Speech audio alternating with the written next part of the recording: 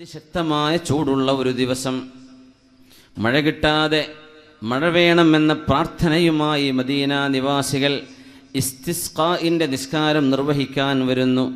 മദീനത്തുൻ നബിയുടെ അഷ്റഫുൽ ഖൽഖ് റസൂലുള്ളാഹി സ്വല്ലല്ലാഹു അലൈഹി വസല്ലം അന്ത്യവിശ്രമം കൊള്ളുന്ന പരിശുദ്ധമായ മണ്ണാണത്.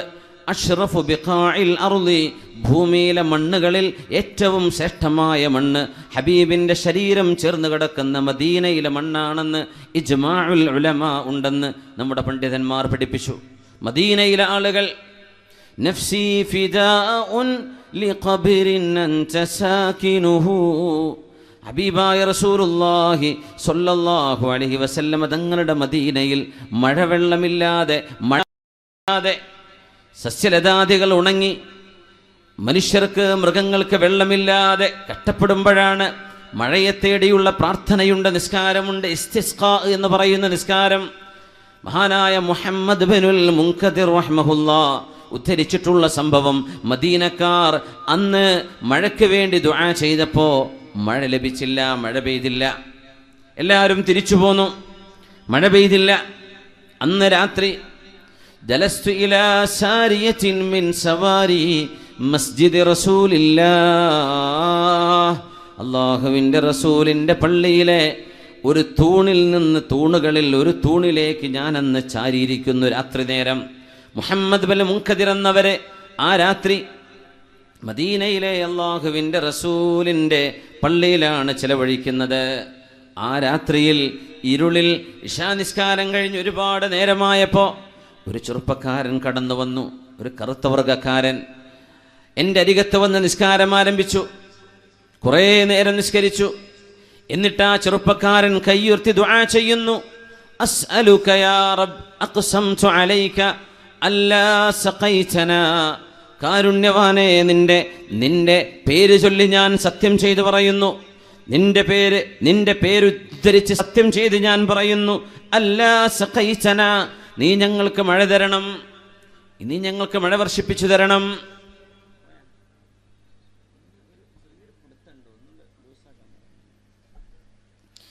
അല്ലാ സഖൈതലനാ, ഞങ്ങൾക്ക് മഴ വേണം. മുഹമ്മദ് ബിൻ മുൻകദിർ റഹ്മഹുല്ലാഹ് തൻ്റെ അരികത്ത് വന്ന് നിസ്കരിക്കുന്ന ചെറുപ്പക്കാരൻ്റെ ആ പ്രാർത്ഥന കണ്ടിട്ട് വല്ലാതെ അത്ഭുതപ്പെട്ടു പറഞ്ഞു, മജ്നൂൻ, ഭ്രാന്തനായിരിക്കണം.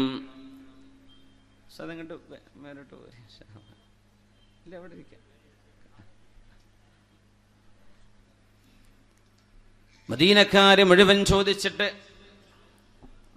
സൗണ്ട് ഒന്ന് ഉഷാറാവാണ്ട്, റമദാനൊക്കെ ആയതുകൊണ്ട് വെള്ളം കുടിക്കാൻ പറ്റില്ലല്ലോ, അവിടെ തന്നെ ഉഷാറാക്കണം. ഇച്ചിരി ഡിലേ ഒക്കെ തന്നെ ഒന്ന് സൗണ്ട് ഒന്ന് റെഡി ആവാണ്ട്. മദീനക്കാര് മുഴുവൻ മഴ വേണമെന്ന് ചോദിച്ചിട്ട് ലഭിക്കാത്ത മഴ ഈ ചെറുപ്പക്കാരൻ അല്ലാഹുവിനോട് സത്യം ചെയ്ത് ചോദിക്കുകയാണ്, നിന്റെ നാമത്തിൽ സത്യം ചെയ്ത് ഞാൻ പറയുന്നു, നീ ഞങ്ങൾക്ക് മഴ തരണം. മുഹമ്മദ് ബിനുൽ മുൻകദിർ തങ്ങൾ പറഞ്ഞു, ഭ്രാന്തനായിരിക്കണം. മദീനക്കാര് മുഴുവൻ ചോദിച്ചിട്ട് തരാത്തത് ഒരാൾ എനിക്ക് വേണ്ടി ഞാൻ നിന്നോട് സത്യം ചെയ്ത് പറയുന്നു, ഞങ്ങൾക്ക് മഴ തരണം. എൻ്റെ മനസ്സിൽ അങ്ങനൊരു ചിന്ത വന്നതേ ഉള്ളൂ. പെട്ടെന്നതാ ആകാശത്ത് ഇടിമിന്നലിന്റെ ശബ്ദം, വെളിച്ചം, ഘോരമായ മഴ പെയ്യാൻ തുടങ്ങുന്നു. ശക്തമായ മഴ, അതിശക്തമായ മഴ പെയ്തു.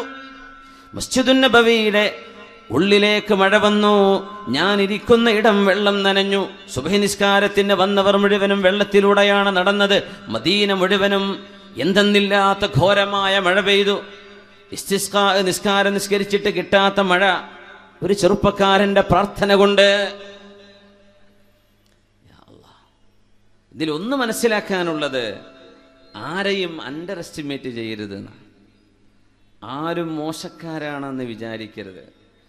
പ്രത്യേകിച്ച് നമ്മുടെ കാസർഗോഡ് ചെറുപ്പക്കാരൊക്കെ നല്ല അടിപൊളി മോഡലും സ്റ്റൈലും ഹെയർ സ്റ്റൈലും കണ്ടാൽ ചിലപ്പോൾ ഭ്രാന്ത് പിടിക്കും. പക്ഷെ ഒരു സ്വലാത്തിൻ്റെ മജ്ലിസിൽ, ഒരു വാദിൻ്റെ മജ്ലിസിന്, ഒരു ദിക്റിൻ്റെ മജ്ലിസിന് ഓടിച്ചാടി നടക്കാൻ, ത്യാഗം ചെയ്യാൻ എല്ലാറ്റിനും റെഡിയുള്ള നല്ല മനസ്സുള്ളവരായിരിക്കും. പിന്നെ ഇച്ചിരി ലോകം മൊത്തം തലതിരിഞ്ഞതുകൊണ്ട് അതിൻ്റെയൊക്കെ ചില എഫക്റ്റുകളൊക്കെ നമ്മുടെ നാട്ടിലൊക്കെ കണ്ടെന്ന് വരും. പക്ഷെ അവർ മോശക്കാരാന്ന് വിചാരിക്കരുതെന്ന്. ചെത്തിപ്പൊളിച്ച് നടക്കുകയായിരിക്കും, ഇച്ചിരി കുരുത്തക്കേടൊക്കെ ബൈക്ക് കൊണ്ടൊക്കെ റോഡിലൊക്കെ ഇച്ചിരി കളിയൊക്കെ ഉണ്ടാവും, കാറ് കൊണ്ട് ഇച്ചിരി ബുദ്ധിമുട്ടാക്കുന്ന പരിപാടികളൊക്കെ, എന്നാലും ഉള്ളിൻ്റെ ഉള്ളിൽ നന്മയുള്ളവരാണ്. ആരും എന്ത് ചെയ്യരുത്, മോശമാണെന്ന് വിചാരിക്കരുത്, ചേലും കോലും നോക്കണ്ട. ഈ ദുആക്ക് ഉത്തരം കിട്ടിയ മനുഷ്യൻ ഒരു ചെരുപ്പ് കുത്തിയായിരുന്നു. ചെരുപ്പ് കുത്തിയാണ്, ചെരുപ്പ് കച്ചവടം നടത്തുന്ന ചെരുപ്പ് കുത്തിയാണ്. ഇസ്കാഫി എന്നാ പറയാ, സക്കാഫി അല്ല, ഇസ്കാഫി. ഇസ്കാഫി എന്ന് പറഞ്ഞാൽ ചെരുപ്പ് കുത്തുന്ന ആൾക്കാർ പറയാം. മുഹമ്മദ് മുൻകദിർ എന്നവര് അത്ഭുതപ്പെടുകയാണ്. പടച്ച തമ്പുരാനെ, മദീനക്കാര് ചോദിക്കാതെ കിട്ടിയ ഒരു സംഭവം ഈ ഒരു മനുഷ്യന്റെ ചോദ്യം കൊണ്ട് കിട്ടിയല്ലോ പടച്ചവനെ. ഇദ്ദേഹം ആരായിരിക്കും? സുബഹി നിസ്കാരം വരെ അദ്ദേഹത്തിന്റെ ഇബാദത്ത് നീണ്ടു. അങ്ങനെ സുബഹി നിസ്കാരം കഴിഞ്ഞപ്പോ ഇദ്ദേഹത്തിന്റെ പിന്നാലെ പോയി. അങ്ങനെ മദീനയിൽ ഇച്ചിരി ദൂരെ ചെന്നപ്പോ അദ്ദേഹത്തിന്റെ വീട് കണ്ടു. അപ്പോ ആളുകളോട് ചോദിച്ചു, ഇദ്ദേഹം ആരാണ്? അതെവിടുത്തെ ചെരുപ്പ് കുത്തിയാണ്. എന്തേ പ്രശ്നം ചോദിച്ചു. ഒരു മഹാത്ഭുതം, ഇന്നലെ മഴ പെയ്തില്ലേ? ഈ ചെറുപ്പക്കാരൻ ദുആ ചെയ്ത സെക്കൻഡ് കൊണ്ടാണ് മഴ പെയ്തത്, ഞാനതിൻ്റെ സാക്ഷിയാണ്. അന്ന് പള്ളിയിൽ വേറെ ആരുമില്ല, ഞാൻ മാത്രമേ അത് കണ്ടിട്ടുള്ളൂ. അതെയോ? ആരും അറിഞ്ഞില്ലല്ലോ. ആരെങ്കിലും വിചാരിക്കോ ഒരു ചെരുപ്പ് കുത്തിക്ക് ഇങ്ങനെ ദുആക്ക് ഉത്തരണ്ട്? ഈ സദസ്സിലിരിക്കുന്ന നൂറുകണക്കിന് ആളുകൾ, നിങ്ങളെല്ലാവരും ഞാനൊഴികെ ദുആക്ക് ഉത്തരമുള്ള ആളുകളാണ് എന്നാണ് ഞാൻ വിചാരിക്കുന്നത്. മുസ്തജാബ് ദഅവകളുണ്ടാവും. നിങ്ങളൊക്കെ പറയുന്ന ആമീൻ കൊണ്ടായിരിക്കും ചിലപ്പോൾ നമ്മളൊക്കെ രക്ഷപ്പെട്ടു പോകുന്നത്.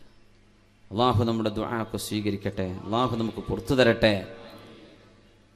രണ്ടാമത്തെ ദിവസം അങ്ങനെ ഞാൻ ആ ചെറുപ്പക്കാരനെ ചെന്ന് പരിചയപ്പെടുന്ന രണ്ടാമത്തെ ദിവസം ഞാൻ ചെന്നു. മൂന്നാമത്തെ ദിവസം ഞാൻ പറഞ്ഞു, പിന്നെ ആ മഴ പെയ്യാൻ നിങ്ങൾ ദുആ ചെയ്തത് ഞാൻ കേട്ടിട്ടുണ്ട് കേട്ടോ എന്ന് പറഞ്ഞു. മുഹമ്മദ് മുൻകദിർ എന്നവരെ, നിങ്ങൾ എന്തിനാണ് ആ വിഷയം പറയുന്നത്? എന്തിനാ നിങ്ങൾ ആ കാര്യം എന്നോട് പറയുന്നത്? ഞാൻ കണ്ടിട്ടുണ്ട്. ഒരാൾ താൻ ചെയ്ത ഇബാദത്ത് കണ്ടിട്ടുണ്ട് എന്നറിഞ്ഞപ്പോ അന്ന് രാവിലെ ഭാണ്ഡമെടുത്ത് മദീന വിട്ട ആളാണ് ഇദ്ദേഹം. പിന്നെ ചരിത്രത്തിൽ ഇദ്ദേഹത്തെ കാണാൻ പറ്റിയിട്ടില്ല എന്ന്. അങ്ങനെ പിറ്റേന്നും കാണാൻ ചെന്ന് നോക്കി. ഇങ്ങനെ ദുആക്ക് ഉത്തരമുള്ള ആളുകളാകുമ്പോൾ ദുആരപ്പിക്കാലോ.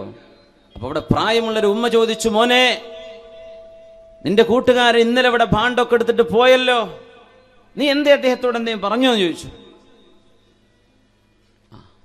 ഞാൻ അദ്ദേഹത്തിൻ്റെ ആ ദുആക്ക് സാക്ഷിയായിരുന്നു എന്ന് പറഞ്ഞു. എന്നാൽ അതായിരിക്കണം മോനെ, ഞാൻ മദീന വിട്ടു പോവുകയാണെന്ന് പറഞ്ഞ് ഭാണ്ഡെടുത്തിട്ട് പോയിട്ടുണ്ട്.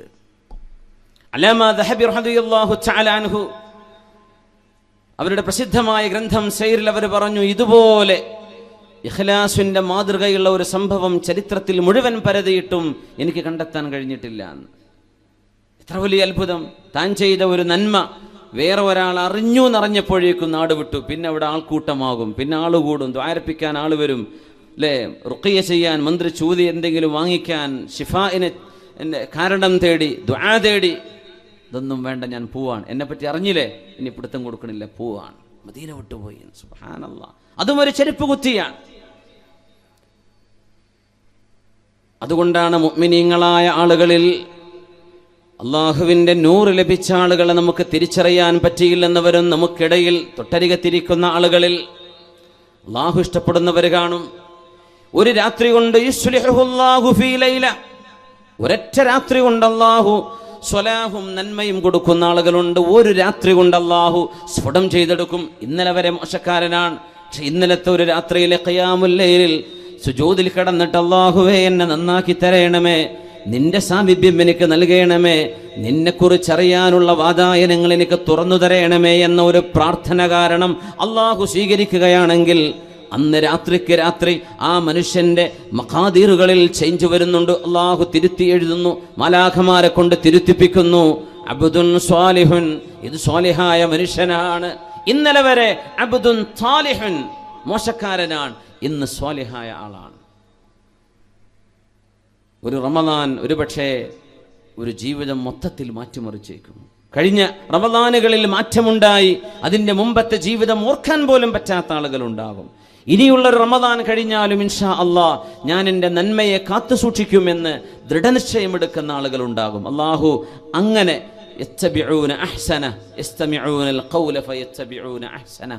നന്മ കേൾക്കുകയും അത് പിൻപറ്റുകയും ചെയ്യുന്ന സൗഭാഗ്യവാന്മാരിൽ അള്ളാഹു നമ്മളെ ഉൾപ്പെടുത്തി തരട്ടെ.